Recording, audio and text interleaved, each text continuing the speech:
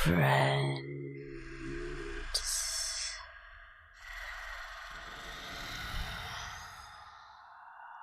You must leave. I'm in no mood. I mean it. I shall make terrible company this evening. Perhaps even dangerous company. I have not seen my face. I don't know if I have one today. I have not checked. I have not looked. But I hope not, because if I did, I think it would be fearsome. I think it would be terrible.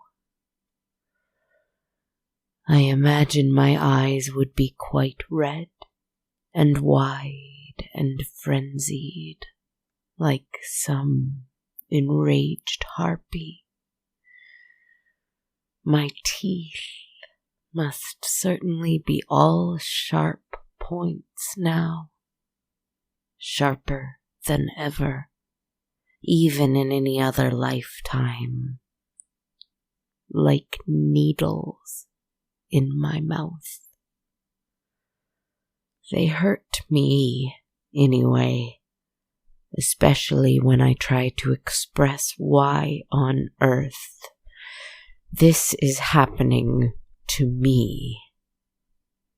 My fingers must have gnarled into long, arthritic, monstrous things with split and crooked claws.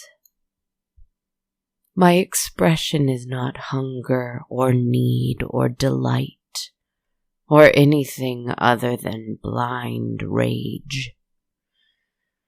The kind of rage that twists the mouth upside down and stretches the face lengthwise into a bellowing howl, and turns the ears back into pointed, horn-like things. The kind of rage that turns hair white. The kind of rage that makes blood boil to the point of turning skin purple. The kind of rage that bends the spine forward and the legs backward and contorts one's body into an enormous beast. Hair on end, eyes aflame, breath hot, and everything just...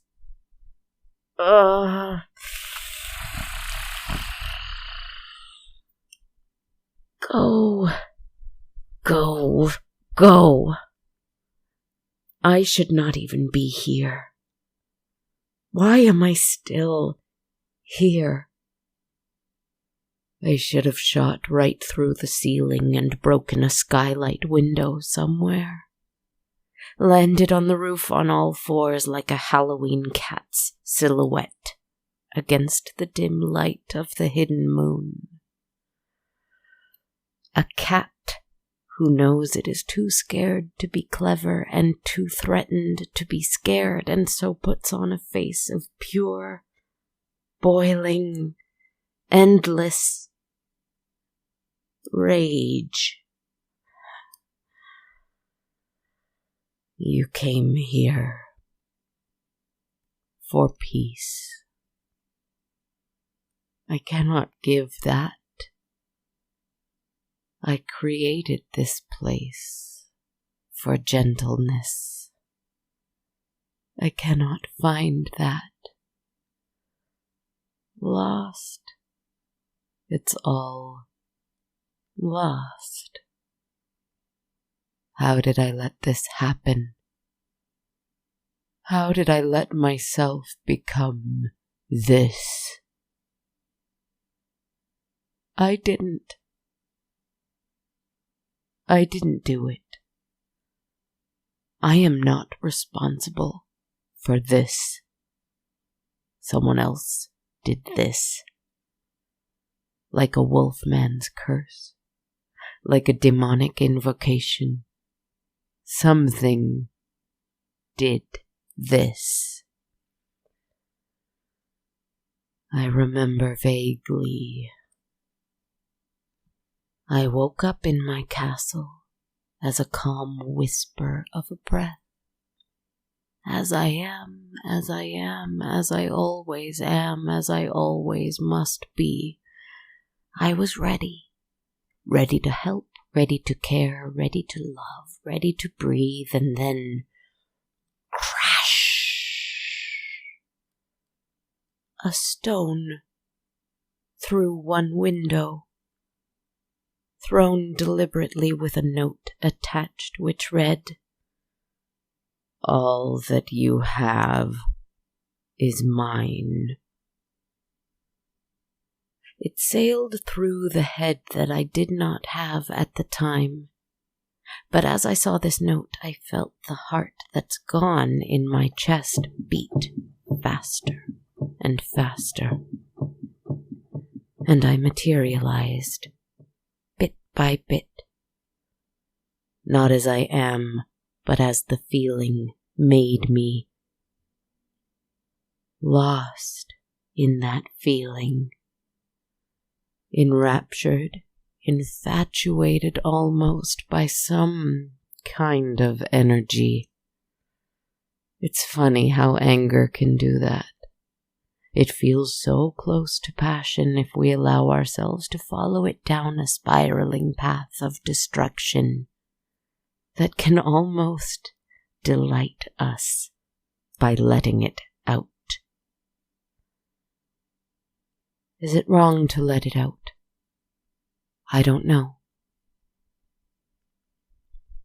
But I think first a heart materialized for me, but not a human one, a large and monstrous one. Then another crash, and another rock broke through another window. A green, stained glass window that I think was given to me by a kindly old vampire, I think. I can't quite recall. Memories of kindness grow distant when one is under attack. And this rock, even larger than the last, whirred past my new heart, and it was wrapped in a note which read, "No power, no control, no will." Who would dare? Something as powerful as me. Have they even seen my new face? That's what caused it to begin to grow, in fact. The stone missing my newly fabricated bitter heart. And a grimacing mask wound itself from ether over the space above that heart. As limbs and skin and blood and muscle and a whole body began to manifest and take form under it. And a third rock crashed through a mirror. A mirror. How dare they? Only I have the power to shatter mirrors here. The rock came from the other side, which I had originally thought was a wall, but now saw that it was an endless void of blackness. Empty space behind that glass. The frame was so beautiful, though, and now it was empty. The rock blew through the reflection of my new body before I had a chance to either admire or detest it. And it hit me in my shin, in that delicate little bone beneath my newly sprouted knees and above my 3-toed, clawed feet. And the pain was so excruciating that I doubled over. And as I did, under my face on the ground was the rock. No note, but it was huge enough that they could write in mocking, red, dripping letters, "Mine, mine, mine."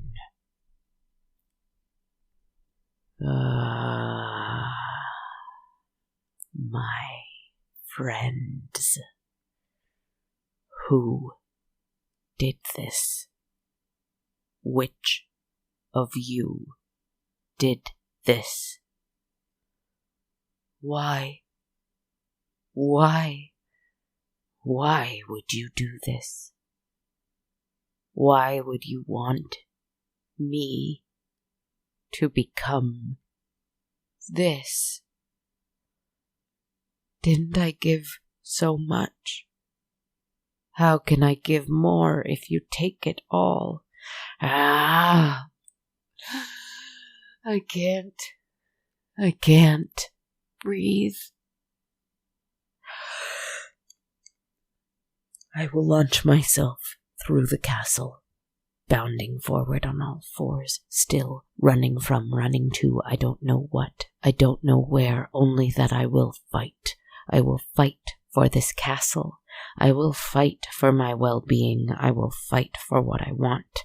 I have not gone so far just to have everything ripped from under me, just to lose the castle like I lost the apartment, like I lost the forest, like I lost the tower, like I lost Our entire lives we go through many deaths. How do we mourn and celebrate those old versions of ourselves? I don't have time to listen. I didn't expect to have to listen. I'm not ready to listen. What did it say? No time.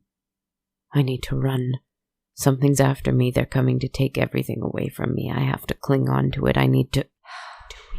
How do we mourn the idea of who we thought we were going to be? No, I'm sorry. I need to run. I'm running out of time. I'm running out of patience. I'm hungry and I'm lost and I'm scared. I'm furious. And clearly as more stones fly through more windows, some hitting me and leaving bruises, others barely missing me and whistling past my ears, I'm under attack. How do we return to the things that were meant to come with us? No. What do you mean? The only things that were meant to come with me were the things that I decided I wanted to take. The things I feel I need. The things I desperately want. I am meant to decide. It is my will, and my will is stronger than any other's, and it must be. If it's not, then how can I assert it over anyone else's? How can I be the unique and singular and utterly intimidating and awful monster that I know I am if...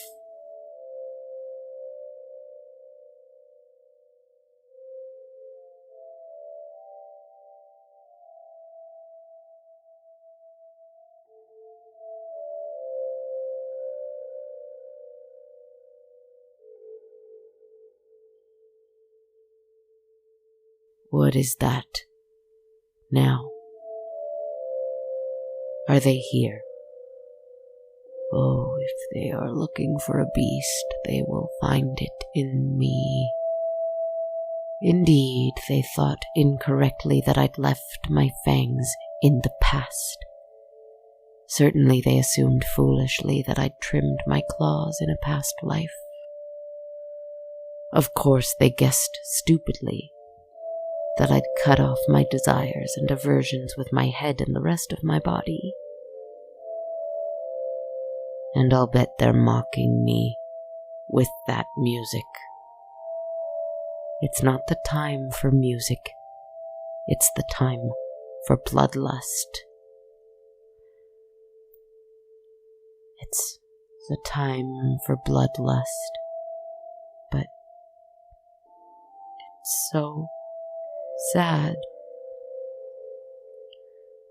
No, it's just joking at the expense of my pain, or luring me towards them so they can catch me and do me in. Get my brand new ankle in a trap of steel. Send the hounds with the gold in their snapping teeth after me.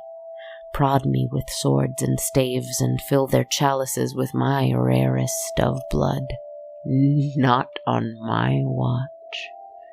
Not no body, not no how. Follow it down, down, down the halls.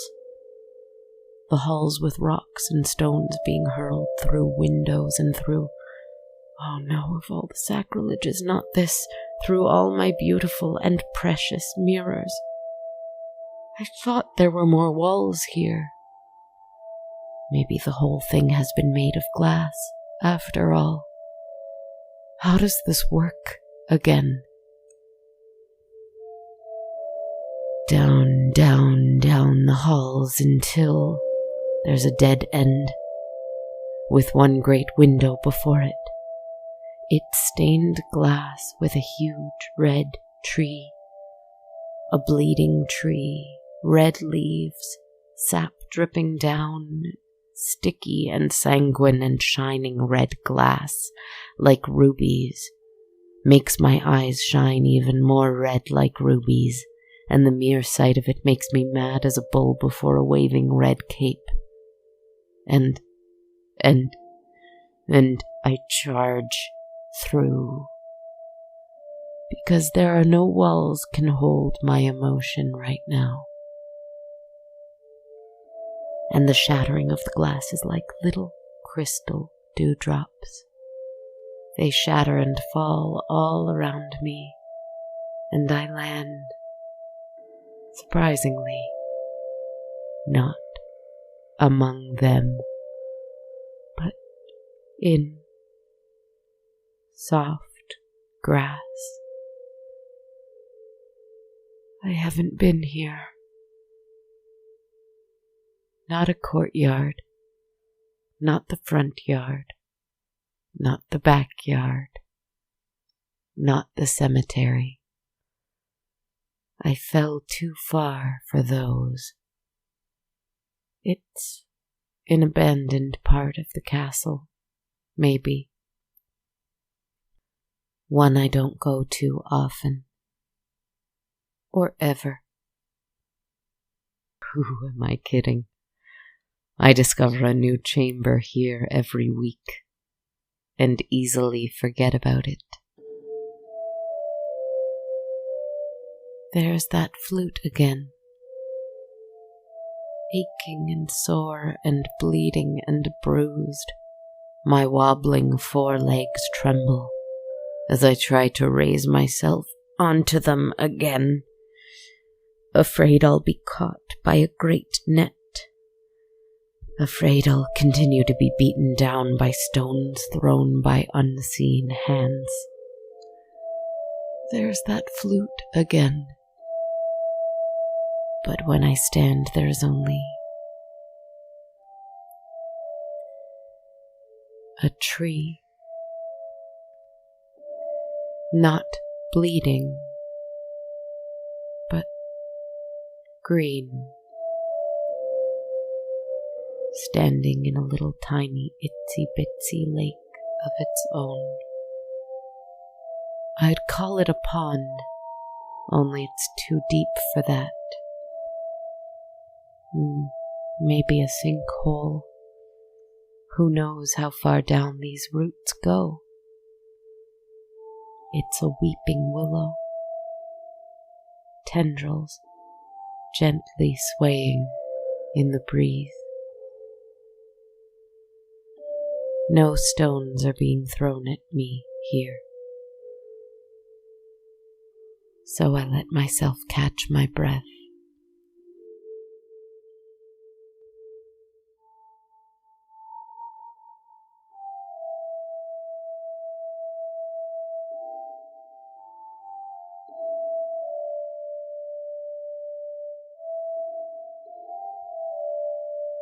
Hello. There is a ghost here with us. At least, I think that's what they are. I cannot see their face. It is shrouded, like a figure on a grave, head bent, the shroud over its eyes. I cannot see who it is, but by the sound of that flute and the way they sit on a stone bench, almost as though they are part of it. Maybe it's a headstone, who knows?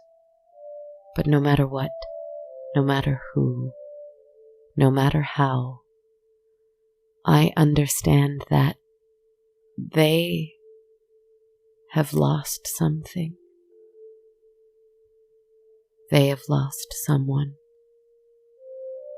very, very precious. I believe they could be a statue, for how pale gray they appear to me, how picturesque their appearance, how sad their posture. Perhaps ghosts can be made of stone, if their grief is enough to root them to that which they've lost, not as a holding too close, not as a clinging desperately to, not as a wanting or needing, but as love only. This ghost sports no bruises. This ghost breathes deeply. They must, in order to play that flute so plaintively and sweetly. Their pain is invisible, but deep.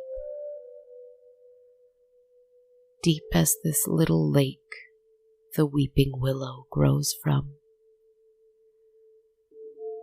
Deep as the roots burrowing within it grow.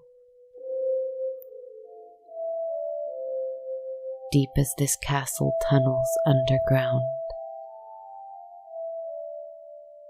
Suddenly my legs, my head, my need, my anger, all the pain echoing in these, even all the myriad of tiny little cuts, from the shards of glass, from window after window, mirror after mirror. None of it hurts anymore.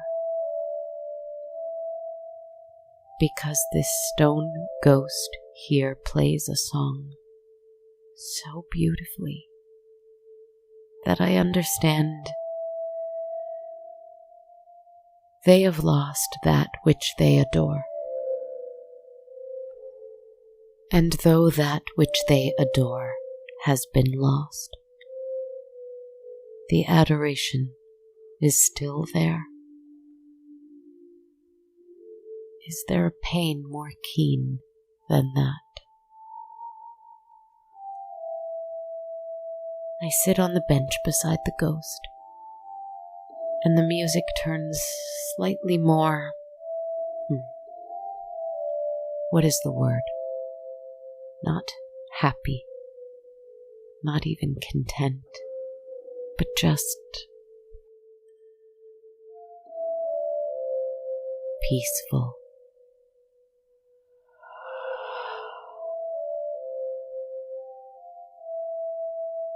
I am sorry for what you've lost. I am sorry for what you've suffered. I have suffered too, but in different ways, so I cannot know your suffering. But I don't think that I need to in order to help the pain. Just a little. Maybe not at all. But I will be here to try. I will be here to try.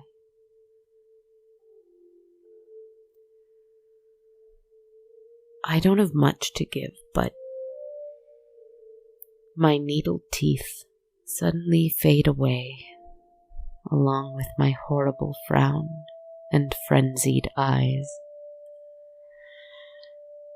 My claws retract and my fingers mend themselves. My legs heal and bend the right way again, so I can stand upright, straight and tall. And as my spine centers itself again, and my head is only that much closer to the moon above us, I feel it all disappear, until I am only a beating heart.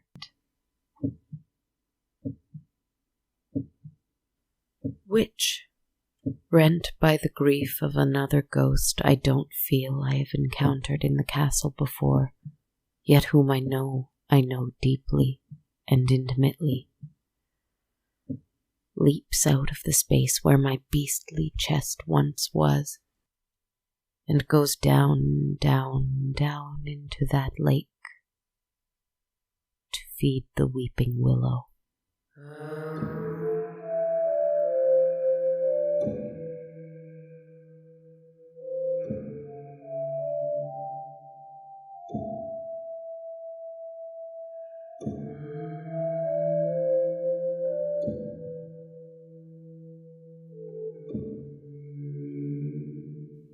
For you see, all that I have is yours. All that you have is mine. I have no power, no control, no will of my own. None, at least, that you do not share. My heart hurts at your pain, and so it becomes mine, mine, mine. Let us try to share it all, my friend. The pain and the joy and the anger and the music and the breath.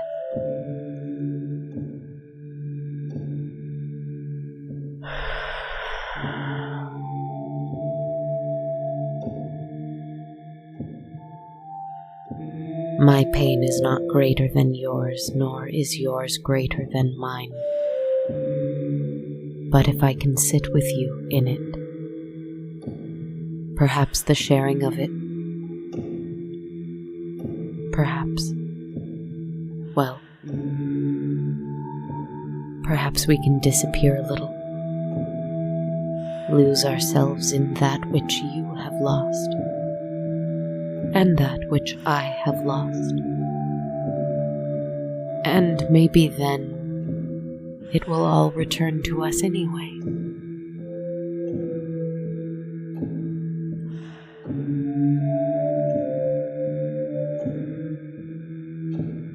I heard that some folk make flutes from weeping willow trees.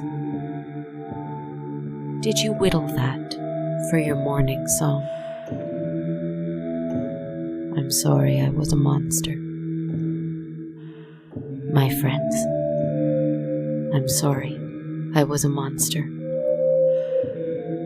I cannot promise that I won't be again.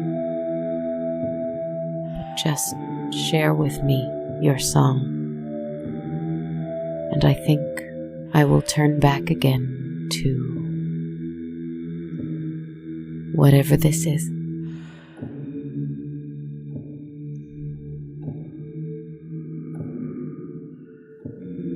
It's painful, but it's nice. It's nicer than anger. I threw that anger in the little lake to feed the weeping willow that will grow, and perhaps have its branches whittled into willow flutes by sad souls who need to put music to their pain. I hear glass shattering even still, but it does not alarm me. This is the true castle anyway. And it is yours, yours, yours, and mine, mine, mine, and ours anyway. Just listen.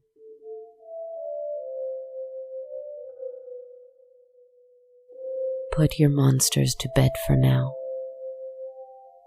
for this song, that's where the castle is.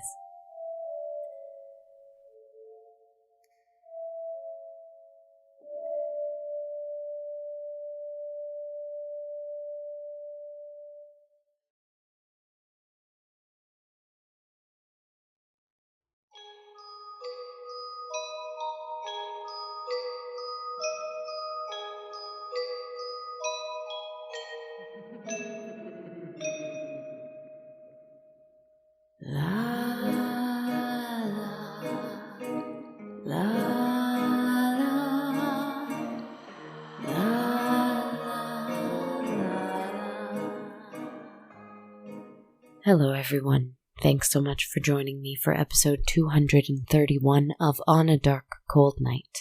This is your host, writer, composer, narrator, etc., Kristen Zaza. I believe we're hearing this on the 1st of May, or at least soon after that, depending on how well I got myself together this week.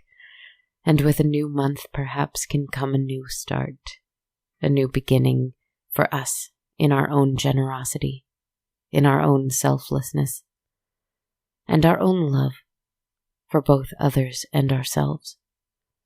But for ourself on the deepest and most sustaining and generous level, which might include allowing ourselves the freedom to feel unpleasant things, to make mistakes, to take in hurt and pain and anger and fear and grief, but then to give ourselves the time, healing, and care to sit gently and remember that we are not those things. We are not what we feel, and those feelings only have as much power as we allow them to. I would like to thank very kind listener and patron of the show, Kayla Day, for submitting a question this week.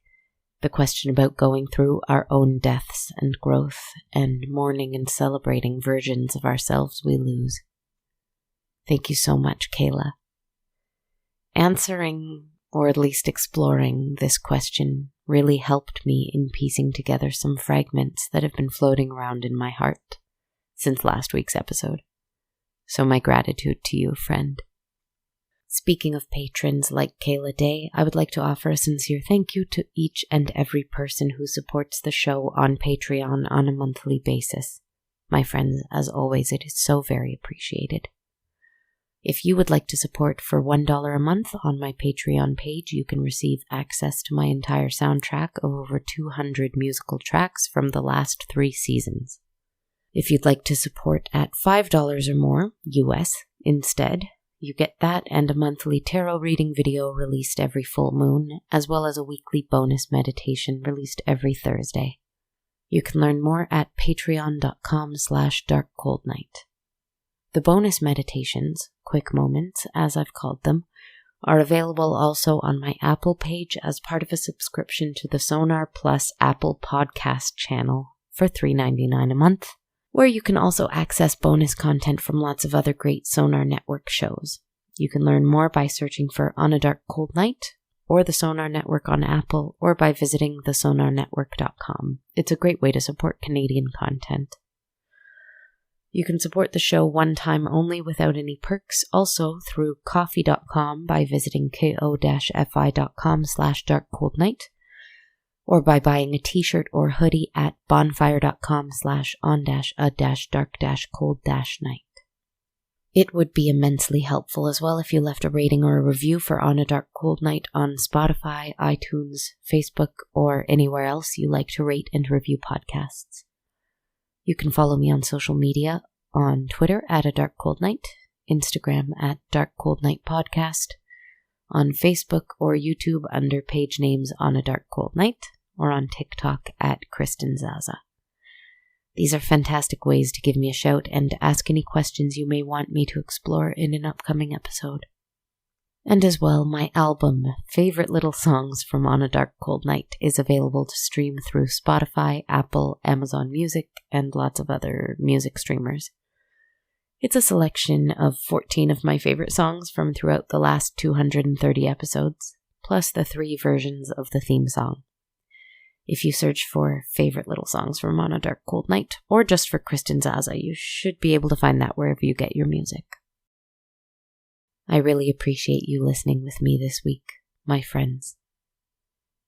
I think that part of our journey must be accepting ourselves in all of our so-called imperfections, our difficult feelings, our humanity. If we can avoid adding self-judgment or self-deprecation to the pile of emotion, I think we can move through it faster to the other side, where there's a lesson to be learned, growth to be experienced, new feeling to move through us, and I suppose life is all of that together, after all. But then again, I'm not sure I know anything really. Among the pain and the strife and the loss and the rage and whatever else there is, there's a space for us to lose ourselves in love for each other, and that doesn't go away with loss. In fact, if we allow ourselves to, I think we can become even stronger. Take heart and be well, my friends.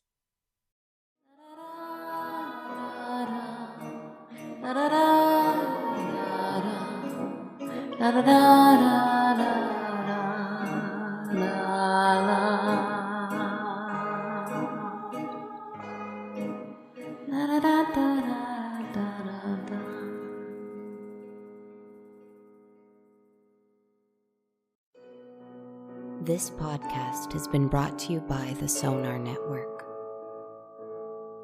Sonar.